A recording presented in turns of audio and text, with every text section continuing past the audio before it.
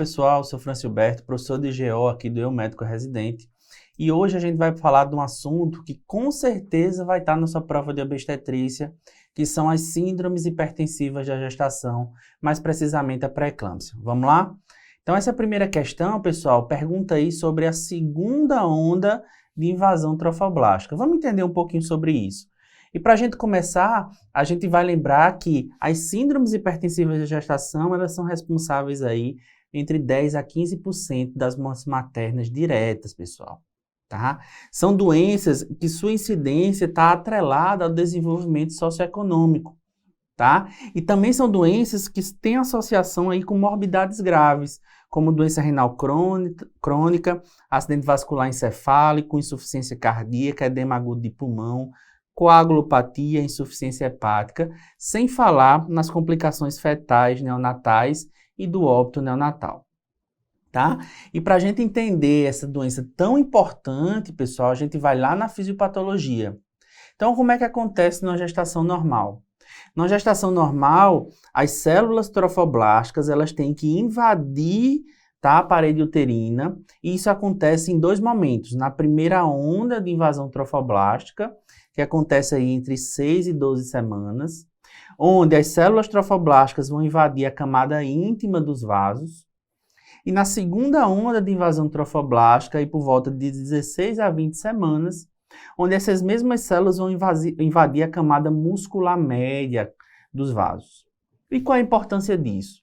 A importância disso, pessoal, é que essa invasão, tá, diminui a resistência desses vasos, transforma esses vasos em vasos de baixa resistência, permitindo um alto fluxo no território placentário.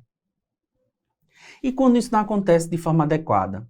Quando a gente tem a ausência da segunda onda de invasão trofoblástica, que é muito comum na pré-eclâmpsia, o que é que acontece? Eu não vou ter a queda da resistência vascular e, consequentemente, eu não vou ter um fluxo adequado no território placentário.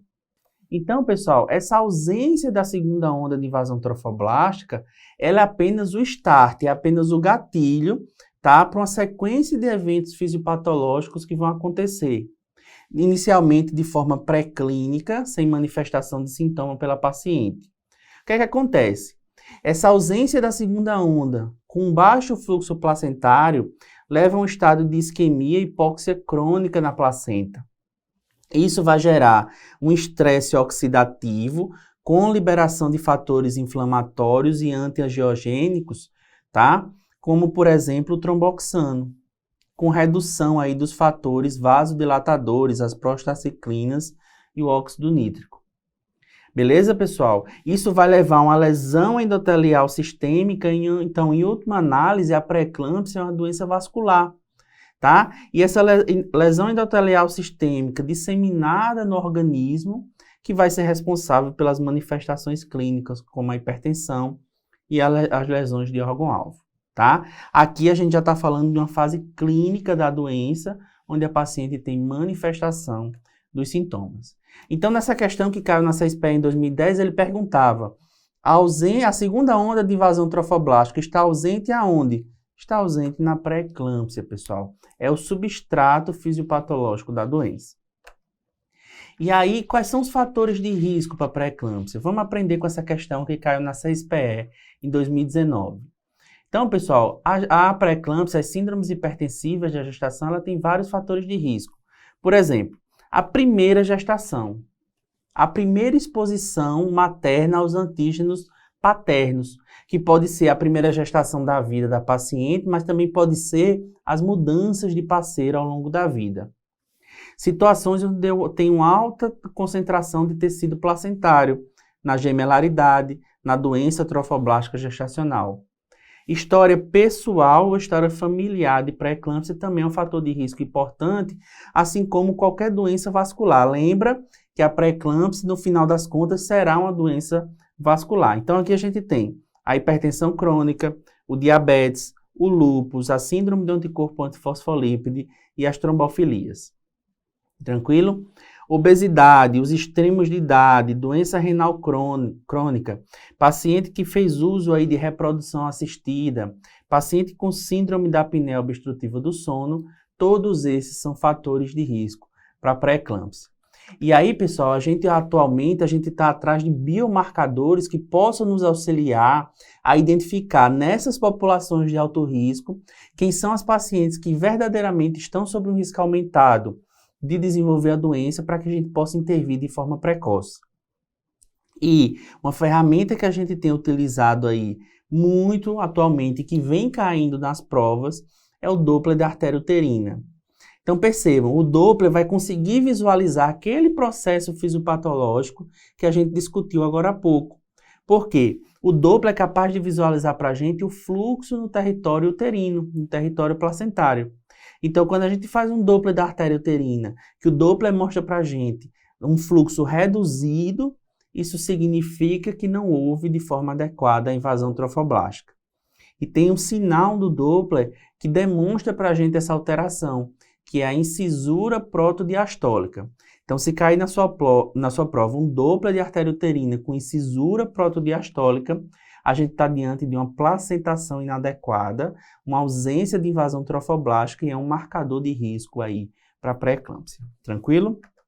Então, voltando aqui para a nossa questão, então a CSPE em 2019 perguntou os fatores de risco, exceto, ele quer saber aquele que não é. Então, mudança de parceiro é exposição antigênica. Doenças autoimunes, doenças vasculares, obesidade, pessoal, gestação múltipla, que eu tenho um grande volume placentário. Agora, eu não falei de tabagismo com vocês, tá? O tabagismo não é um fator de risco aí para pré-eclâmpsia e é a resposta dessa questão. E aí que a gente entendeu um pouco da fisiopatologia, um pouco dos fatores de risco, vamos aprender como é que a gente faz aí o diagnóstico de todas as síndromes hipertensivas de uma forma fácil, tá? Então, essa questão caiu aí na Universidade Federal Fluminense, agora em 2021. Então, vamos lembrar aqui como é que a gente faz esse diagnóstico. Então, pessoal, tudo começa com a definição de hipertensão na gravidez.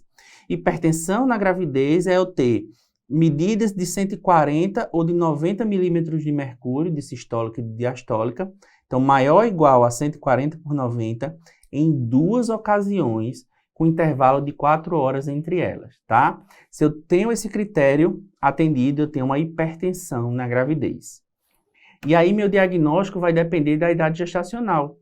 Se eu tenho idade gestacional menor ou maior do que 20 semanas, porque se eu tive ou se eu ainda não tive a segunda onda de invasão trofoblástica. Vamos começar aqui antes de 20 semanas. Antes de 20 semanas eu preciso saber se eu tenho proteinúria ou não. E o que é proteinúria para a gente? Proteinúria é 300 miligramas na urina de 24 horas, relação proteína-creatinina maior ou igual a 0,3, ou a proteinúria de fita de uma cruz ou mais. Qualquer um desses critérios, não precisa ser os 3. Se eu tenho esses critérios presentes, eu tenho proteinúria. Então, eu tenho hipertensão na gravidez, menos de 20 semanas com proteinúria, eu tenho 2 opções.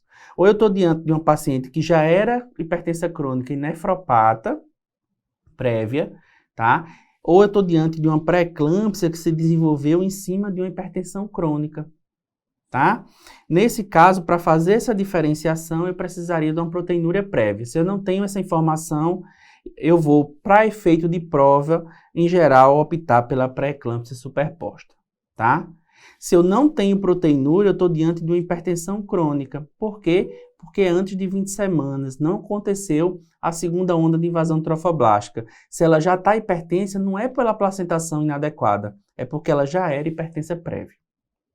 E depois de 20 semanas, aí o raciocínio é o mesmo, pessoal. A gente vai olhar a proteinúria, se eu tenho proteinúria, hipertensão com proteinúria após a 20ª semana, eu estou diante de uma pré-eclâmpsia. Se eu não tenho proteinúria, eu estou diante de uma hipertensão gestacional. E aqui, pessoal, tem mais um detalhe. Depois que a gestação se encerrar no puerpério, até a 12ª semana de puerpério, se essa hipertensão se resolver, eu tenho a hipertensão transitória. Se ela permanece hipertensa após a 12ª semana de puerpério, eu estou diante de uma paciente que se tornou hipertensa crônica daí em diante. Tranquilo? Pessoal, e quando eu tenho um critério de gravidade? O que é critério de gravidade? PA maior ou igual a 160 por 110, Sinais de iminência de eclâmpsia, então cefaleias, escotomas, turvação visual, dor epigástrica, tá? Achados de síndrome HELP, eclâmpsia ou lesão de órgão-alvo, qualquer um desses critérios, não precisam ser todos, é qualquer um deles. Eu estou diante de uma pré-eclâmpsia ou uma pré-eclâmpsia superposta, dependendo da idade gestacional, com critério de gravidade, tá? Então, se aparecer na sua prova qualquer um desses critérios, a gente tem uma pré-eclâmpsia ou pré-eclâmpsia superposta com critério de gravidade, independente da presença ou não da proteinúria. Por último, pessoal, vamos aqui, ó. O que é uma eclâmpsia? Eclâmpsia é quando tem uma crise convulsiva tônico-clônica generalizada na gestação. Em geral, isso vem nas questões de prova associado aí com quadro de pré-eclâmpsia, mas não é obrigatório. Você pode ter eclâmpsia sem a pré-eclâmpsia, tranquilo? E síndrome HELP, pessoal. Síndrome HELP eu tenho o H de hemólise, então eu tenho esquizócito em sangue periférico, sinal de hemólise em sangue periférico. DHL maior do que 600. Bilirrubina, tá? Aumentada às custas de bilirrubina indireta. Alteração de enzima hepática, 2 vezes o valor de referência. E plaquetopenia menor do que 100 mil, tá? Se eu tenho esses critérios, eu fecho para síndrome HELP. Então, vamos voltar aqui para a nossa questão. A questão perguntava uma gestante de 19 semanas, tá? 38 anos de idade e tinha pressão arterial de 140 por 80, confirmada em 2 ocasiões. Então, foi repetido e confirmado, 140 ou 90, a gente está diante de uma hipertensão na gravidez, beleza? Percebam que o enunciado não falou para a gente sobre proteinúria. Letra A gestante deve iniciar imediatamente o AS para evitar as complicações da pré-eclâmpsia. Já já a gente vai falar sobre a AS, pessoal, mas o ideal é iniciar o AS aí até a 16ª semana. Letra B. Se a pesquisa de proteinúria na urina for positiva, o diagnóstico de pré-eclâmpsia estará estabelecido. Pessoal, hipertensão com proteinúria antes da 20ª semana é pré-eclâmpsia? Não. É pré-eclâmpsia superposta ou nefropatia prévia. Se eu não tenho como fazer essa diferenciação, eu vou me agarrar com quem? Com a pré-eclâmpsia superposta. Beleza? Então, lembra disso para suas questões de prova. Letra C. Trata-se de um caso de hipertensão arterial crônica. Vamos lá? Hipertensão na gestação antes de 20 semanas. Se eu não conheço a proteinúria, eu não sei a proteinúria, ela vai ser uma hipertensão crônica até prova em contrário, tá? Letra D. Medicações antihipertensivas são teratogênicas. Então, a gente não vai fazer nada, vai deixar a paciente descolar a placenta, fazer um edema agudo de pulmão, fazer um infarto agudo no miocárdio, um acidente vascular encefálico. Não, né, pessoal? A gente precisa tratar, tá? E letra E, os níveis pressóricos são considerados normais para um gestante de 38. 140 ou 90 é o diagnóstico de hipertensão na gravidez. Não é considerado normal. Então, nossa resposta aqui era a letra C. Então, pessoal, agora que a gente falou sobre o diagnóstico, a gente já sabe dar nosso diagnóstico, vamos aprender a conduzir os casos de pré-eclâmpsia nas questões de prova. Pessoal, em geral, a questão de prova, ela quer saber da gente se a gente sabe conduzir tanto o caso ambulatorial quanto o caso da emergência. Vamos ver isso, ó. A terapia da pré-eclâmpsia, ela começa com a terapia não farmacológica. Primeiro, dieta normal. Por quê, pessoal? A paciente hipertensa crônica, ela tem um mecanismo pressórico dependente de sódio. Então, a gente vai fazer uma dieta hipossódica, mas na pré-eclâmpsia, a gente tem um mecanismo fisiopatológico vascular. A restrição de sódio aqui não vai fazer diferença, então nossa dieta é normal. Atividade física leve, vigilância laboratorial em busca aí da síndrome HELP, tá? E o acompanhamento que pode ser hospitalar ou domiciliar, dependendo de cada caso. Pessoal, e o tratamento farmacológico? O tratamento farmacológico, a droga de escolha em se tratando de síndrome hipertensiva ambulatorial é a metildopa, pessoal, ok? Pode ser metildopa, pode ser a clonidina, pode ser o nifedipino, que está sendo muito utilizado atualmente, tá? A hidralazina e os beta-bloqueadores entram como drogas de terceira linha, tá? Pessoal, quem é que a gente não faz na gestação? A gente não faz os IECA, os BRA e os inibidores diretos da renina. Diurético pode? Pode. De preferência a furosemida, sobretudo naquelas pacientes com edema agudo de pulmão e comprometimento da função renal, tá? Nosso objetivo, quando a gente está fazendo o tratamento ambulatorial da pressão arterial elevada na gestação, é uma pressão arterial diastólica em torno de 85 milímetros de mercúrio, tá? Então, a gente vai indicar qualquer uma dessas drogas, de preferência a metildopa como droga de primeira linha. Se a gente está acompanhando aquela paciente, ela está com pressão maior ou igual a 150 por 110, tá? Ela não está fazendo ela não está fazendo crise pressórica ainda, ela não está fazendo 160 por 110, ela está batendo na trave. Então, a gente já inicia a terapia hipotensora para evitar que esse momento chegue.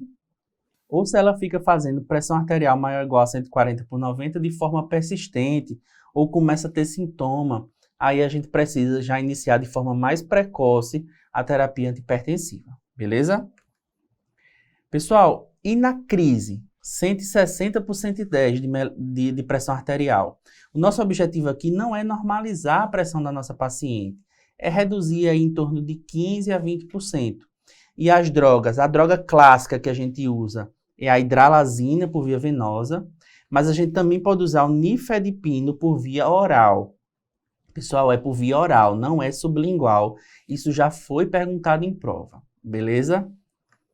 Além disso, o que mais a gente tem na terapia da pré-eclâmpsia? A gente tem o sulfato de magnésio. Pessoal, a gente vai fazer sulfato de magnésio no contexto da síndrome hipertensiva, sempre que a gente tiver qualquer daqueles critérios de gravidade que a gente já conversou.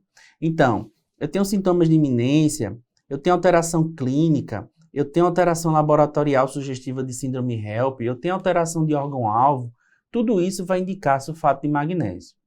O problema do sulfato de magnésio é que ele é excretado quase que completamente por via renal. Então, se a minha paciente urina adequadamente, ela não vai intoxicar pelo sulfato. Agora, se ela não urina adequadamente ou se a gente faz uma dose muito alta de sulfato, a gente pode ter aí uma intoxicação. Isso vai se manifestar como uma hiporreflexia, tá? Uma bradipneia, podendo evoluir para uma parada respiratória. E o nosso antídoto, que é cobrado muito em prova, é o gluconato de cálcio a 10%, beleza? Como é que a gente faz sulfato? Existem inúmeros esquemas, pessoal. Os mais conhecidos é o esquema de Zuspam, que é por via venosa, é o mais conhecido de todos, e o esquema de Pritchard, que usa aí a via intramuscular associada. Ideal para aquelas situações onde a gente não tem bomba de difusão, onde a gente precisa transferir a paciente para outro centro. Então, o esquema de Pritchard é ideal para essas situações.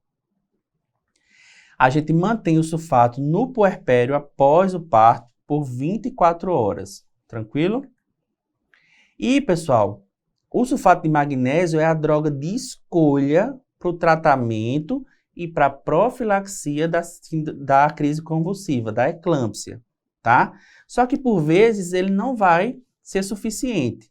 Quando isso acontece, a droga que a gente vai escolher é a idantoína, o idantal, a fenitoína. Tá? E nesse caso, a gente precisa investigar também o sistema nervoso central da paciente. Por quê? Porque, em geral, a eclâmpsia responde maravilhosamente bem ao sulfato. Se não respondeu, pode ter mais alguma lesão associada. E quando é que a gente interrompe, pessoal? Então, preste atenção, ó. Hipertensão gestacional, pré-eclâmpsia e pré-eclâmpsia superposta, desde que não tenha nenhum critério de gravidade, você vai levar até 37 semanas de gestação. Lógico, mantendo vigilância semanal da mãe e do bebê. Beleza? A exceção aqui é a hipertensão crônica, que a gente pode levar aí até 39 semanas. Agora, na vigência de qualquer um daqueles critérios de gravidade, a gente vai indicar a interrupção imediatamente, se a gente não conseguir estabilizar as condições clínicas maternas e ou fetais. Se a gente conseguir estabilizar, a gente pode levar essa gestação até, no máximo, 34 semanas de gestação.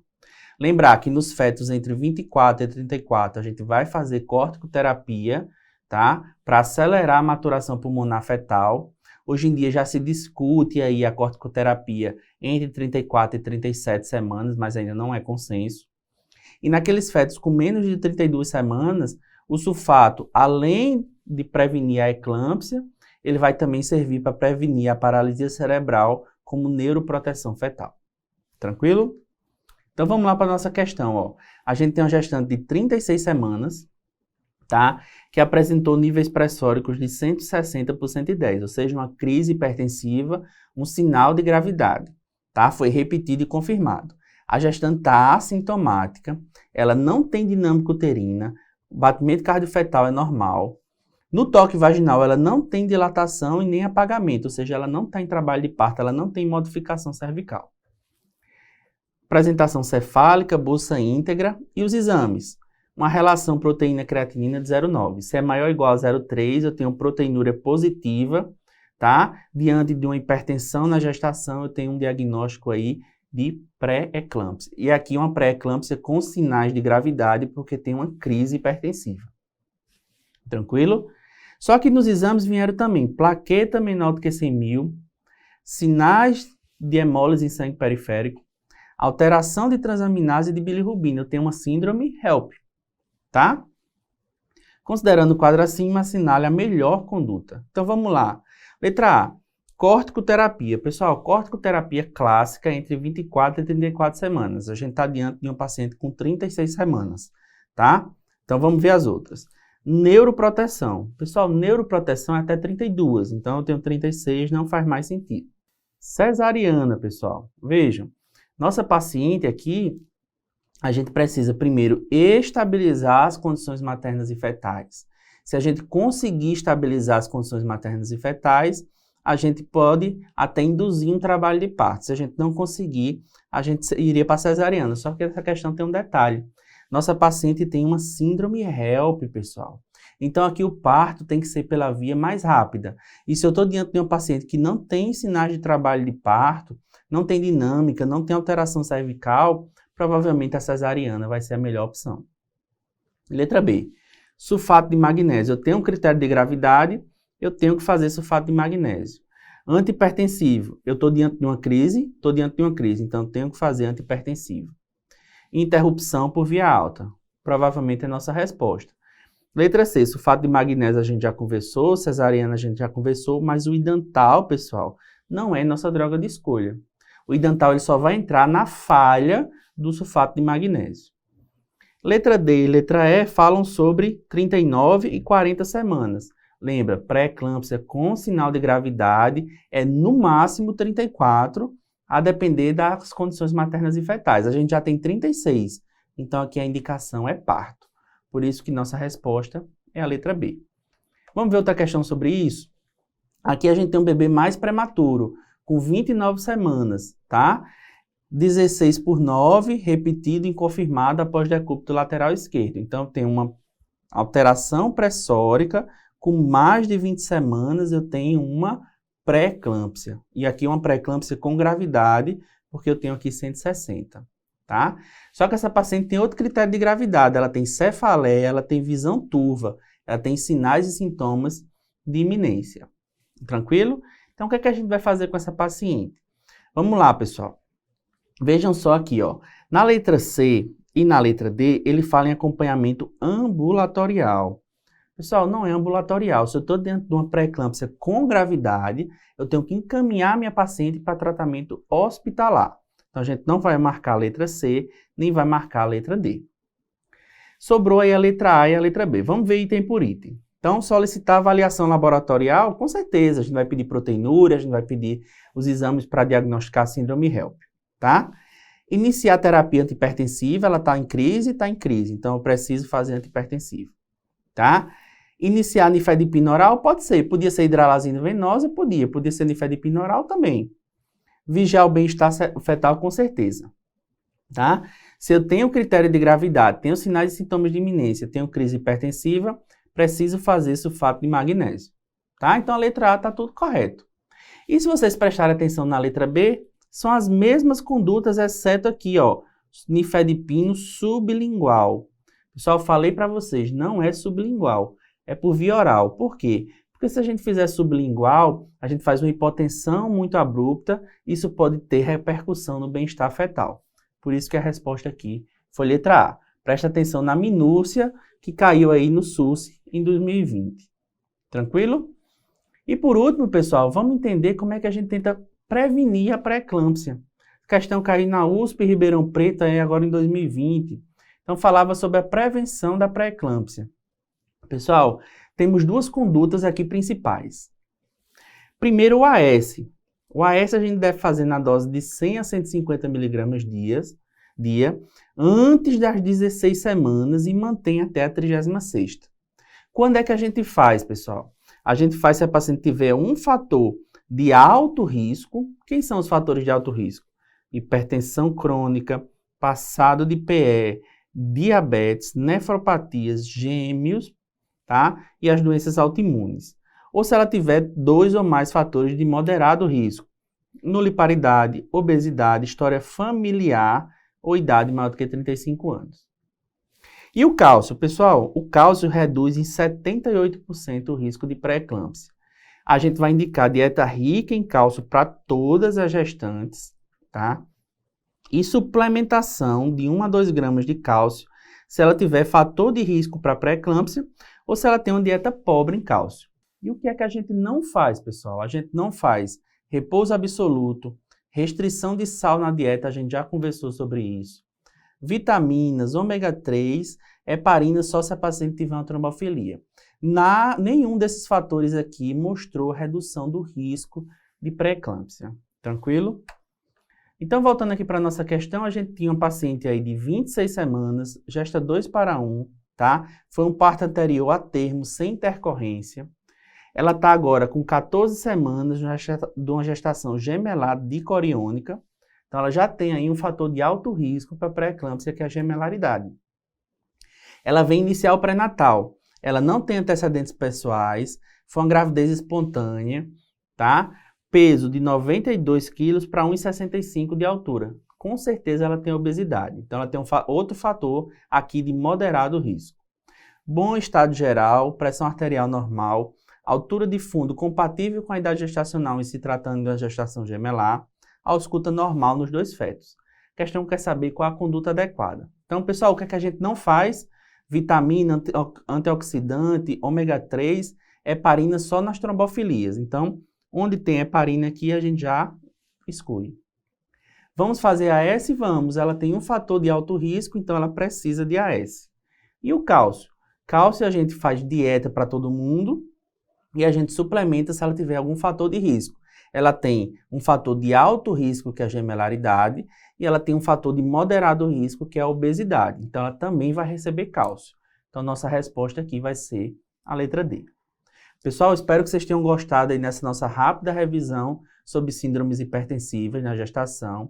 Se você gostou, segue a gente nas redes sociais, dá um like, aí ativa o sininho, tá? Deixa seu comentário aí para a gente continuar produzindo esse conteúdo para você. Um forte abraço.